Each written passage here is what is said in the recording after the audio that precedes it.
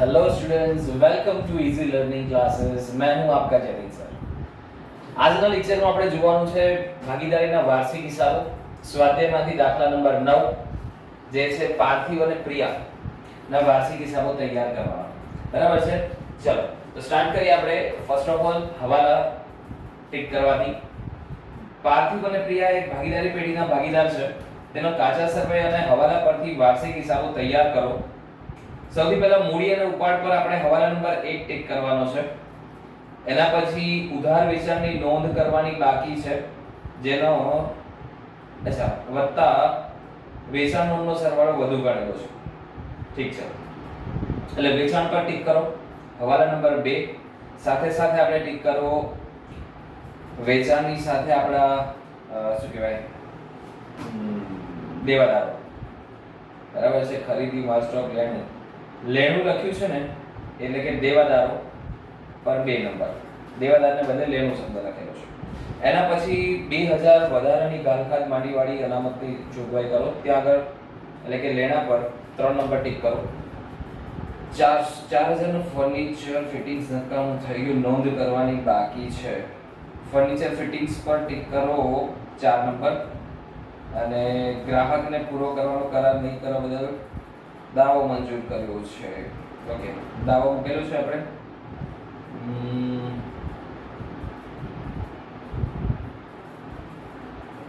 નથી આવેલો. હવાલા નંબર 5 પર ટિક કરો. ચૂકવવાની બાકી મજૂરી ખાતે નોંધ્યા છે, પરંતુ કાચા શ્રમ નોંધવાનું રહી ગયું છે. મજૂરી પર ટિક કરવાના છે. એક્ચ્યુઅલી મજૂરી પર તો નહીં ટિક થાય, 6 નંબર પર ટિક થશે. જ્યારે તે હવાલો આવશે ત્યારે આપણે ડિટેલમાં વાત કરી લઈશું. ચાલો સ્ટાર્ટ કરીએ આપણે દાખલો. સૌથી પહેલા આપણને આપેલું છે ઉપાડ. બરાબર છે? ઉપાડ આપ્યો છે ભાગીદારના મૂડી ખાતામાં. ઉધાર બાજુ પર જઈને આપણે લખીશું ઉપાડ 4832 રૂપિયા. ઉપાડ પર હવાલા નંબર 1 છે. મૂડી પર 8 અને ઉપાડ પર 12% લેખે વ્યાજ ગણવાનું છે.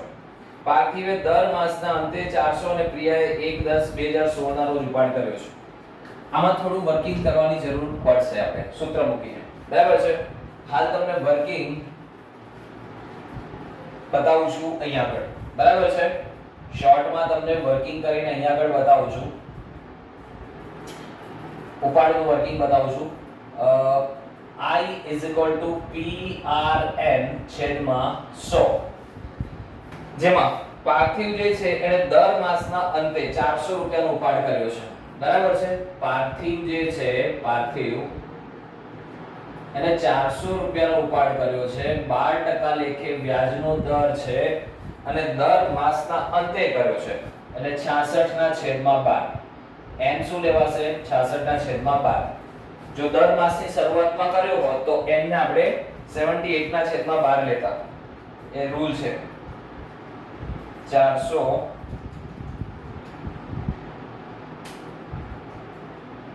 ગુણ્યા 12% into 66 divided by 12 એટલે કે 264 રૂપિયા. 264 રૂપિયા આવે છે. જ્યારે પ્રિયાનો જે ઉપાડ છે એ દિવસ પ્રમાણે છે, એટલે કે તારીખ આપી છે, તારીખ 1/10/2016. એટલે પ્રિયા માટે આપણે વર્કિંગ કરવાનું થશે. કેટલા રૂપિયાનો ઉપાડ છે પ્રિયાનો? ઉપર આપ્યો છે તમને જો. પ્રિયાનો ઉપાડ 3200 રૂપિયા.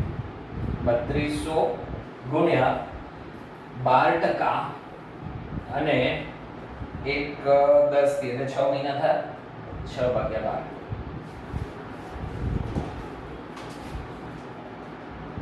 3200 ના 12% ગુણ્યા 6/12 192. હવે તમને અહીં આગળ એક ક્વેશ્ચન થશે કે સર આપણે 66 ના છેદમાં 12 લીધા છે, તો નીચે આપણે 6 ના છેદમાં 12 કેમ લીધા? બરાબર છે? 66 ના છેદમાં 12 ક્યારે લેવામાં આવે કે જ્યારે ભાગીદારે દર માસના અંતે ઉપાડ કર્યો હોય તો n ને આપણે 66 ના છેદમાં 12 લેવાય. જો ભાગીદારે દર માસના શરૂઆતમાં ઉપાડ કર્યો હોય તો 78 ના છેદમાં 12 એટલે કે 78 ના છેદમાં 12 લેવાય. બરાબર છે? પરંતુ જ્યારે ભાગીદારે કોઈ એક પર્ટિક્યુલર દિવસથી ડેટ આપીને ઉપાડ કરેલો હોય, જે રીતે પ્રિયામાં આપેલો છે, પ્રિયાનો ઉપાડ માટે આપણને તારીખ આપી છે 1/10/2016, એટલે 10, 11, 12, 1, 2 અને 3 માર્ચ સુધી આપણે દિવસો મહિનાઓ ગણવા પડે, એટલે કે 6/12. દર માસના અંતે અથવા તો દર માસની શરૂઆતમાં જો શબ્દ હોય તો જ તમારે 66 અથવા તો 78/12 લેવાનું રહેશે. બરાબર છે. બીજી વસ્તુ, અહીંયા જે ઉપાડ આવશે એ કુલ ઉપાડ નહીં આવે. જ્યારે તમે 66 કે 78 મૂકો છો ત્યારે દર મહિનાનો ઉપાડ આવશે. બરાબર છે. અને જ્યારે આપણે પર્ટિક્યુલર દિવસથી મહિનાઓથી ગણતરી કરીએ છીએ ત્યારે અહીંયા આગળ કુલ ઉપાડ આવશે. આ વસ્તુને ધ્યાન પર લેવી. ચલો હવે ઉપાડ પર વ્યાજની અસર આપી દઈએ આપણે. ઉપાડ પર વ્યાજ. બરાબર છે. ઉપાડ પર વ્યાજ પાર્થિવનું થાય છે 264 રૂપિયા અને પ્રિયાનું થાય છે 192. આ બંનેની બીજી અસર તમારે ફાળવણી ખાતામાં જમા બાજુ પર આપવાની. ઉપાડ પર વ્યાજ એક લાઈન છોડીને પાર્થિવ અને પ્રિયા 264 અને 192.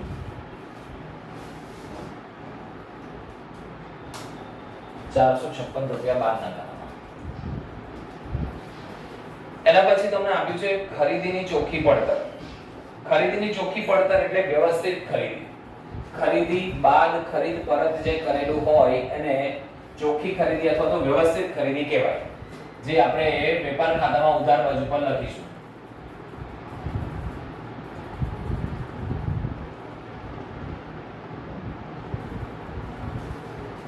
આપ્યું છે આપણને 1,06,000 રૂપિયા. બરાબર. માલ સ્ટોક 31/3/2017 નો, એટલે કે આખર સ્ટોક આપ્યો છે ને એ પણ કાચા સર્વેમાં આપ્યો છે, એટલે સીધું મિલકત લેણા બાજુ પર જઈને લખવાનું આપણે. આખર સ્ટોક રકમ છે આખર સ્ટોકની 28,000. આ સિવાય આપણને આપ્યું છે લેણું. લેણું એટલે કે દેવાદારો આપે છે 48,000 રૂપિયાના.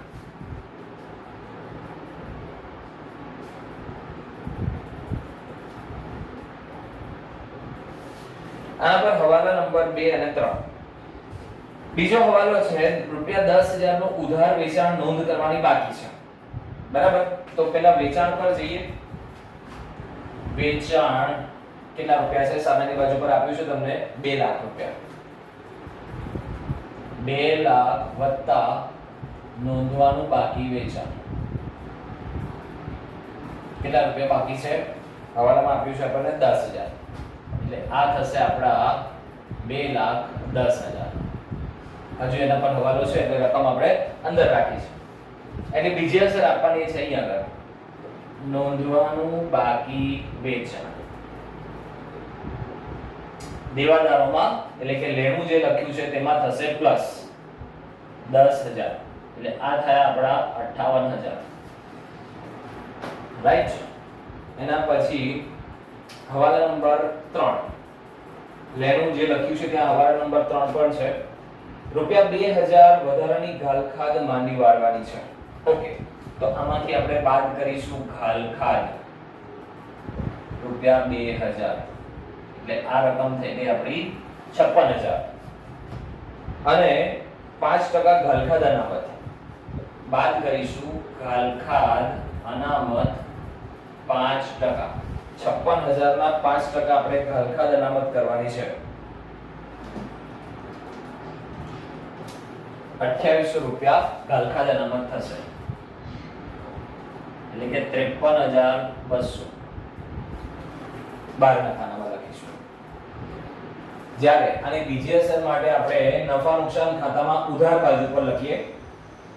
ઘાલખાદ કાચા સરવૈયાની વત્તા ઘાલખાદ હવાલાની વત્તા ઘાલખાદ અનામત હવાલાની, આ 3 રકમનો સરવાળો કરીએ. બાદ કરવાનું થશે ઘાલખાદ અનામત કાચા સરવૈયાની. બરાબર છે. ચલો સૌથી પહેલા ઘાલખાદ કાચા સરવૈયાની શોધો. આપી છે આપણને, નથી આપી. બરાબર છે. નથી આપી એટલે ડેશ કરવાનો. ગાલખાદ હવાલામાં આપી છે, હા 2000 રૂપિયા આપી છે. ગાલખાદ અનામત 5% લેખે આપણે 2800 રૂપિયા બનાવ્યા તે ઓકે, એને પણ પ્લસ કરો એટલે થાય 4800. અને ગાલખાદ અનામત કાચા સર્વેમાં નથી આપી એટલે રકમ આપણે 4812 લેવાની છે.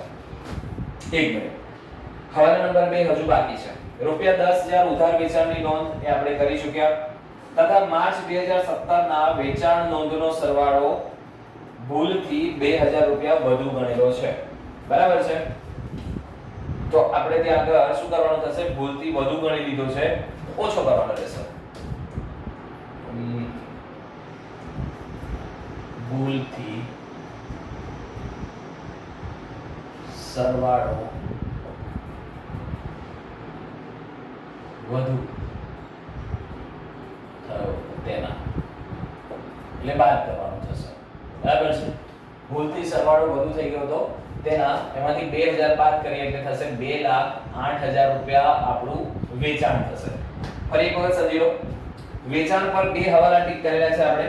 રૂપિયા 10000 ઉધાર વેચાણ નોંધવાનું બાકી છે તો એની બે અસર કરી આપણે. નોંધવાનું બાકી વેચાણ 10000, સાથે સાથે આપણે આ ગ્રાહકો એટલે કે દેવાદારોને પણ પ્લસ કર્યા. આગળ એવું કહે છે માર્ચ 2017 માં વેચાણ નોંધનો સરવાળો 2000 વધુ ગણ્યો છે. ભૂલથી આપણે 2000 સરવાળામાં વધારી લીધા છે, નોંધ કરતી વખતે નહીં, સરવાળામાં વખતે વધારી લીધા છે. એટલા માટે એક જ અસર થશે, એટલે કે શું કહેવાય, આપણે જે 2,10,000 છે એમાંથી 2000 ભૂલથી વધારે લેવાઈ ગયા છે, બાદ કરીએ એટલે વેચાણ આવશે આપણું 2,08,000. હાલાકી એની બીજી અસર આપણે દેવાદારો પર નહીં લઈએ. બરાબર છે? અને બીજી અસર ક્યાં જશે? બીજી અસર આપણે જશે સસ્પેન્સ એકાઉન્ટ પર જશે.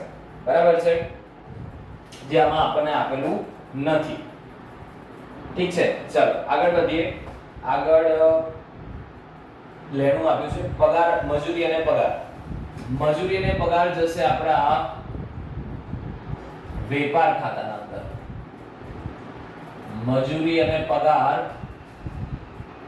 તમને એવું થશે સર પગાર તો નફા નુકસાન ખાતામાં આવે, પણ પહેલો શબ્દ મજૂરી છે એટલે મજૂરીનું વેટેજ વધારે હોવાથી મજૂરી અને પગાર વેપાર ખાતામાં લીધા છે. પગારનું જે વેટેજ છે આ 10000 ના અંદર એ બહુ સામાન્ય છે, નજીવું છે. મુખ્ય જે છે એ મજૂરી છે આમાં, એટલા માટે આપણે વેપાર ખાતામાં લીધા. પણ શબ્દ હમણાં પગાર અને મજૂરી એવો લખ્યો હોત તો આપણે નફા નુકસાન ખાતામાં લેતા.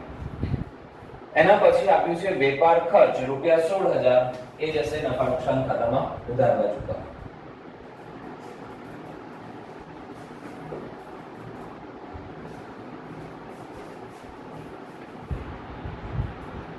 મકાન 50000 રૂપિયા એ આપણા મિલકત બાજુ પર જશે. કોઈ હવાલો નથી એટલે રકમ બહાર લખી દઈશું આપણે 50000. ફર્નિચર અને ફિટિંગ્સ 10000 રૂપિયા, એ પણ આપણી મિલકત છે. ફર્નિચર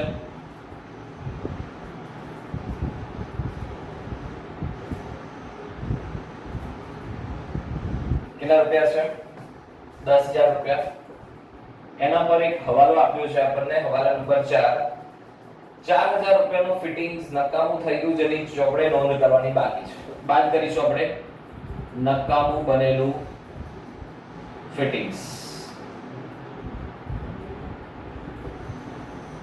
4000 રૂપિયા બાદ કરીશું એટલે કે 6000 રૂપિયા બહારના ખાતામાં આવશે. અને બીજી અસર આપણે આપીશું નફા નુકસાન ખાતામાં. નકામું બનેલું ફર્નિચર 4000 રૂપિયા. એના પછી આપણને ઓફિસના સાધનો આપે છે 4000, કોઈ હવાલો નથી, મિલકત તરીકે લઈશું આપણે ઓફિસ સાધનો. રકમ બહારના ખાનામાં લખીશું કારણ કે કોઈ હવાલો નથી, ઘસારો પણ નથી.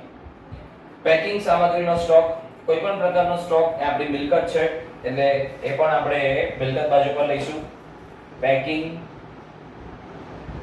સામગ્રીનો સ્ટોક રૂપિયા 4000. રોકડ સિલક 2000, એ પણ મિલકતમાં જશે, ચાલુ મિલકત છે આપણી.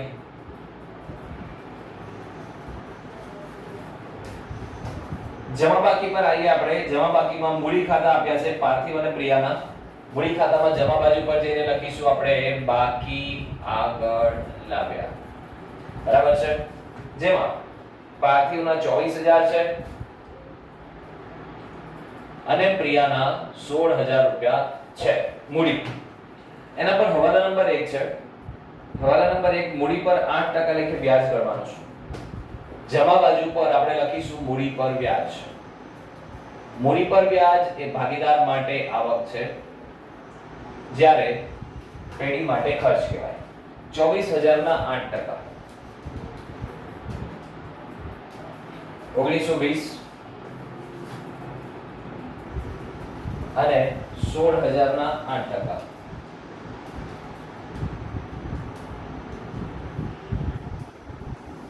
1280 રૂપિયા. આ રકમ બીજી બાજુ જશે નફા નુકસાન ફાળવણી ખાતામાં ઉધાર બાજુ પર. મૂડી પર વ્યાજ બંને ભાગીદારના નામ લખીશું પાર્થિવ અને પ્રિયા. મૂડી પર વ્યાજ એ પેઢી માટે ખર્ચ કહેવાય. 1920 અને 1280 કુલ સરવાળો 12 લઈશું આપણે.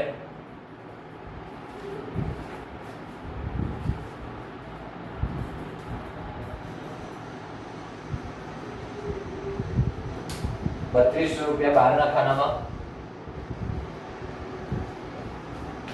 મૂડી પર વ્યાજ બાકી આગળ લાવ્યા. મૂડી જમા બાજુ પર આવે. મૂડી પર વ્યાજ એના નીચે જ આવે અને બીજી અસર ફાળવણી ખાતામાં ઉધાર બાજુ પર આવે. તમને એક માર્કના પ્રશ્નમાં અગર પૂછાય કે મૂડી પર વ્યાજ પેઢી માટે શું કહેવાય? ખર્ચ કહેવાય. અથવા તો એવું પૂછે મૂડી પર વ્યાજ ભાગીદાર માટે શું કહેવાય? આવક કહેવાય. બરાબર છે. ક્યાં દર્શાવવામાં આવે? મૂડી ખાતામાં અથવા તો ચાલુ ખાતામાં જમા બાજુ પર દર્શાવવામાં આવે. બરાબર છે. ચલો આગળ વધીએ. વેચાણ આપણે લખ્યું 2 લાખ રૂપિયા. એના પર હવાલા નંબર 2. ચલો આગળ જોઈએ આપણે. મૂડી પર વ્યાજનો હવાલો આપણે કર્યો. એના પછી વેચાણ. વેચાણ આપણે લખી દીધું છે. હવાલો થઈ ગયો છે. દેવું 30000 રૂપિયા દેવું આપ્યું છે. એ જશે આપણે મૂડી દેવા બાજુ પર. દેવું એટલે કે આપણા લેણદારો જે આપણે કહીએ છીએ તે. બરાબર છે. 30000 રૂપિયા કોઈ હવાલો નથી એટલે રકમ બહાર લખાશે. નમૂના તરીકે વહેંચેલ માલ 2000 રૂપિયા. બરાબર છે. નમૂના તરીકે વહેંચેલ માલ એ આપણે બાદ થશે ચોખ્ખી ખરીદીમાંથી. સમજો? નમૂના તરીકે વહેંચેલ માલ બાદ થશે આપણે ખરીદીમાંથી.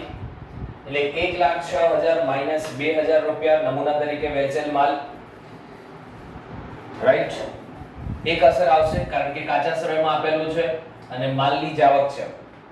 જો નિયમ એવો છે કે જ્યારે વેચાણ સિવાય અન્ય રીતે માલની જ આવક થતી હોય તો તે ખરીદીમાંથી બાદ થાય છે. ઉપાડ તરીકે ગયેલો માલ, આગમાં બળી ગયેલો માલ, જાહેરાતમાં આપેલો માલ, દરવાજા પેટે આપેલો માલ, આવા કોઈ પણ રીતે માલની જ આવક થતી હોય તો એ માલ આપણે ખરીદીમાંથી બાદ કરવાનો થશે. રીઝન એવું છે એનાથી મારો સ્ટોક ઘટે છે. બરાબર છે. ઉપાડમાં માલ જાય છે, સ્ટોક ઘટે છે. જાહેરાતમાં માલ આપું છું, સ્ટોક ઘટે છે. કે ધર્માદા કે પછી આગમાં કે ચોરીથી કે કોઈ પણ સંજોગો આવા અન્ય રીતે માલની આવક જ્યારે જ્યારે થશે ત્યારે આપણે ખરીદીમાંથી બાદ કરીએ છીએ. બરાબર છે. એટલે 1,06,000 ચોખ્ખી ખરીદી બાદ નમૂના તરીકે વેચેલ માલ એટલે બહારના ખાનામાં 1,04,000. બેંક ઓવરડ્રાફ્ટ 14000 રૂપિયા. અગેન મૂડી દેવા બાજુ પર બેંક ઓવરડ્રાફ્ટ.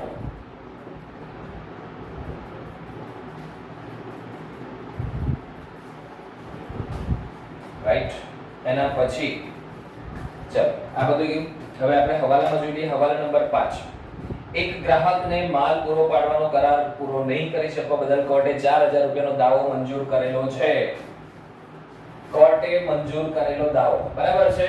આ કેસ એવો છે કે આપણે કોઈ ગ્રાહકને માલ પૂરો પાડવાનો હતો, સમયસર પૂરો નથી પાડી શક્યા અને કોર્ટે આપણા પર 4000 રૂપિયાનો પેનલ્ટી અથવા તો શું કહેવાય આપણે દંડ ફટકારેલો છે. તો એ નુકસાન તરીકે ખર્ચ તરીકે આપણે ઉધાર બાજુ પર લખાઈશું. કોર્ટ દ્વારા મંજૂર થયેલ દાવો અથવા તો દાવાની રકમ રૂપિયા કેટલા ચૂકવવાના છે ભાઈ? 4000 રૂપિયા. તો 4000 રૂપિયાનો ખર્ચ અને હજુ આપણે ચૂકવ્યા નથી એટલે મૂડી દેવા બાજુ પર લખીશું કોર્ટ દ્વારા મંજૂર થયેલી દાવાની રકમ 4000. ચૂકવવાના બાકી મજૂરીના 2000 મજૂરી ખાતે નોંધ્યા છે, પરંતુ ચૂકવવાની બાકી મજૂરી ખાતું કાચા સરવૈયામાં નોંધવાનું રહી ગયું છે. ભાઈ દરેક હવાલાની બે અસર હોય છે, બરાબર છે, પરંતુ તમે હવાલાને ધ્યાનથી સમજો. વાંચો શું કીધું છે કે ચૂકવવાની બાકી મજૂરી. ફક્ત તમને આવું આપ્યું હોય હવાલામાં તો આપણે શું કરીએ? તો આપણે મજૂરીમાં જઈને ઉમેરો કરીએ અને મૂડી દેવા બાજુ પર બીજી અસર આપીએ, બરાબર છે. આમાં તમને આપ્યું છે કે ચૂકવવાની બાકી મજૂરીના 2000 મજૂરી ખાતે તો નોંધ્યા છે, એટલે કે આ જે મજૂરીની 10000 ની રકમ છે એ પહેલા 8000 હતી વત્તા 2000 કરીને 10000 થયેલા છે. પરંતુ બીજી અસર જે છે એટલે કે ચૂકવવાની બાકી મજૂરી એ નોંધવાનું રહી ગયું છે, બરાબર છે. એટલા માટે એની એક જ અસર આવશે, આપણે લખીશું ચૂકવવાની બાકી મજૂરી. હજુ એક વખત હવાલો ધ્યાનથી વાંચો એટલે ખ્યાલ આવી જશે. કેટલા રૂપિયા છે? 2000 રૂપિયા, રાઈટ. ચાલો અહીં આગળ બધા હવાલા આપણે પૂરા કરી દીધા. કાચું સરવાળો પૂરું થઈ ગયું. હવે આપણે સરવાળા કરી દઈએ, રાઈટ. ચલો સરવાળા છે, જમા બાજુનો સરવાળો 2,08,000 રૂપિયા. એમાંથી આપણે ઉધાર બાજુ બાદ કરીએ 2,08,000 માઈનસ 1,04,000 ને 10,000 એટલે કે 94,000. એ આપણો કાચો નફો આવ્યો છે. આ કાચો નફો આપણે ક્યાં લઈ જવાનો હોય? નફા નુકસાન ખાતામાં, જમા બાજુ પર. કાચી ખોટ હોય તો ઉધાર બાજુ પર લાવવાની હોય. વેપાર ખાતાનો કાચો નફો આપણે લાયા નફા નુકસાન ખાતામાં. આપણી પાસે જમા બાજુ પર અન્ય આવક નથી એટલે આ કાચો નફો એ જ આપણા માટે કુલ આવક છે. જમા બાજુ પર 94,000 માંથી આપણે ખર્ચા બાદ કરીએ 4,800, 16,000, 4,000 અને 4,000, 65,200 રૂપિયા. આ 65,200 રૂપિયા એ આપણે શું થયું તો કે ચોખ્ખો નફો થયો. ચોખ્ખો નફો રકમ થશે 94,000. 65,200 ને આપણે ફાળવણી ખાતામાં જમા બાજુ પર લઈ જવાના ચોખ્ખો નફો લખીને 65,200. અહીંયા આગળ આપણી પાસે પેઢી માટે 65,200 વત્તા 456 રૂપિયા બીજી આવક છે એટલે 65,665 થી આવક થઈ એટલે 65,656.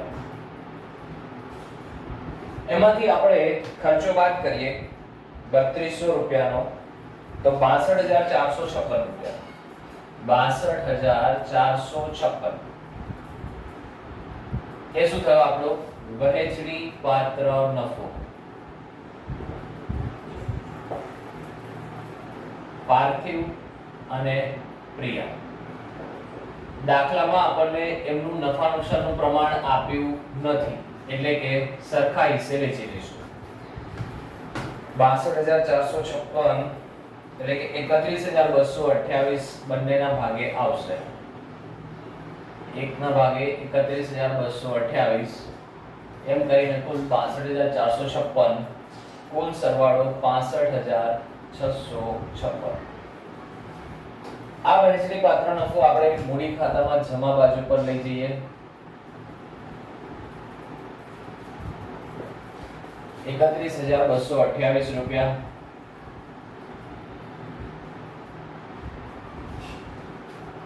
પાર્થિવનો સરવાળો કરીએ તો પાર્થિવને 24,000 ની શરૂઆતની મૂડી છે, 1920 રૂપિયાનું વ્યાજ મળ્યું છે અને 31,228 નો નફો મળ્યો. 57,148 રૂપિયા જમા બાજુનો સરવાળો થાય છે. એમાંથી આપણે ખર્ચાઓ એટલે કે ઉપાડ અને ઉપાડ પર વ્યાજ 4800 અને 264 રૂપિયા બાદ કરીએ તો 52,084 રૂપિયા એમની આખરની મૂડી કહેવાય, જેને આપણે કહીએ છીએ બાકી આગળ લઈ ગયા. કુલ સરવાળો 57,148. પ્રિયા માટે સરવાળો કરીએ 16,000 રૂપિયા શરૂઆતની બાકી, 1280 રૂપિયા વ્યાજ છે અને 31,228 જે છે એ એમની કુલ આવક થઈ છે 48,508 રૂપિયા. એમાંથી આપણે એમના ખર્ચાઓ બાદ કરીએ 3200 અને 192 રૂપિયા તો 45,116 એ એમની આખરની બાકી છે. સરવાળો 48,508. આ જે છે એ મૂડી છે અને મૂડી દેવા બાજુ પર આપણે લખીશું પાર્થિવ પ્રિયા 52,084 અને 45,116 કુલ 97,200 97,200 એમની મૂડી થાય છે. વત્તા કુલ સરવાળો કરી લઈએ આપણે 1,47,200.